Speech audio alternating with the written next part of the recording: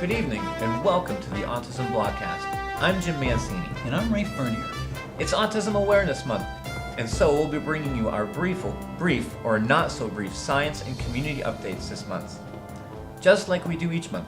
We're pretty consistent like that. Is it autism awareness that has contributed to our rising prevalence rates? Well, I'll start by saying that since we've been tracking autism systematically, prevalence rates have steadily been on the rise. Many have wondered if these rates signal an autism epidemic.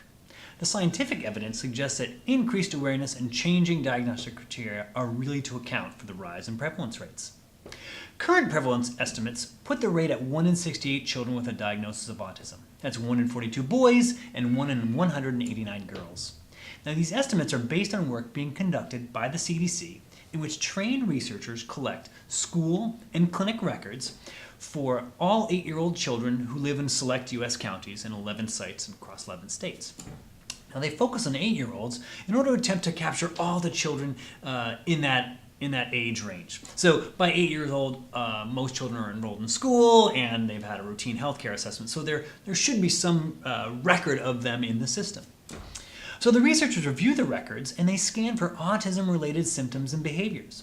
Then the researchers then make a diagnosis and use that rate to extrapolate to the whole state.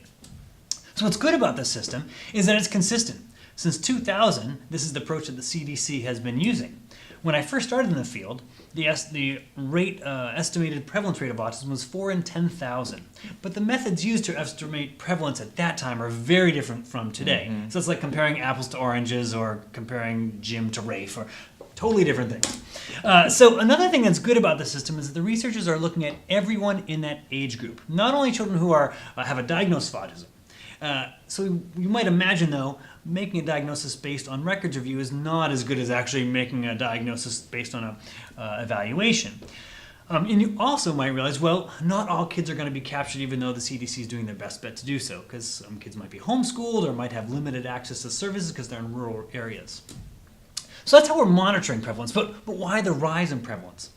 Well, first reason would be changes in diagnostic criteria. So autism was first included in the Diagnostic and Statistical Manual, the DSM, which is the clinical guidebook for psychiatric disorders. Autism was first reported in the DSM in 1980. And then in the revised version, which came out in 1987, the criteria broadened. Mm-hmm. And then the revision to the DSM-4 that came out in 1994, there were further revisions to the criteria broadening it. So the broadening of that criteria alone is going to account for some of the rise in diagnoses. Another big change was that in 1991, the Department of Education ruled that an autism diagnosis will qualify a child for special education services. This could impact rates because clinicians might be inclined to make a diagnosis of autism in a child who might be on the borderline because that will grant services. And awareness is certainly a key factor. So parents who are aware of autism because they live near someone who has autism or have a relative who has autism are more likely to seek a diagnosis for the child from parents who don't.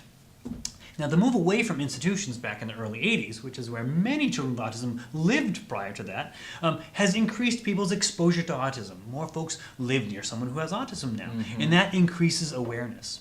Increased awareness also means that teachers and providers out there are going to note autism-related traits in those medical records, those same medical records that the CDC researchers are using to make that diagnosis. Finally, in 2006, the American Academy of Pediatrics recommended ASD screening for all children, and this has certainly increased awareness as well. Mm-hmm. So other factors might include diagnostic substitution. In the past, kids may have been misdiagnosed with other conditions like intellectual disability.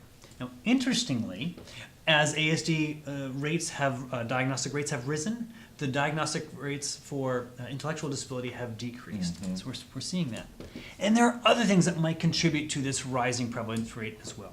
Increased maternal and paternal age, as well as prematurity, are both increased risk factors for autism. Mm-hmm. And as we know, we have increasing ages with which parents are having children, and many more children who are born premature are thriving in our community. So those could be contributing. So what does all this mean, Jim? Well, I don't think we're experiencing an autism epidemic. I think we're experiencing great autism awareness, which I can only hope is going to continue to grow. Over to you, Jim. Well, speaking about autism awareness, there are several events happening around Seattle and Washington State this month. April 2nd is World Autism Awareness Day, and you can celebrate by attending the Walk for Autism in Kirkland, sponsored by the Washington Autism Advocacy Alliance. There are more events later this month, including an event at Seattle Pacific University on Saturday, April 22nd, titled The Voices of Autism, a workshop for parents, providers, and individuals with autism. The next day, on April 23rd, grab your running shoes for the All In for Autism run, sponsored by the Bellevue Rotary Club. At the end of the month, the University of Washington's Autism Center is hosting their annual open house on April 27th, which will include information and question and answer sessions. There are likely more events scheduled this month. If you have an event that we have not mentioned, please let us know in the comments section of this post. We encourage everybody to light it up blue this month, but also every month as we continue to promote awareness in autism. Our goal is to move eventually beyond awareness, beyond acceptance, and move towards a community where differences are embraced and all people are welcome and included. Well, that's it for tonight's Blogcast. We'll see you next month.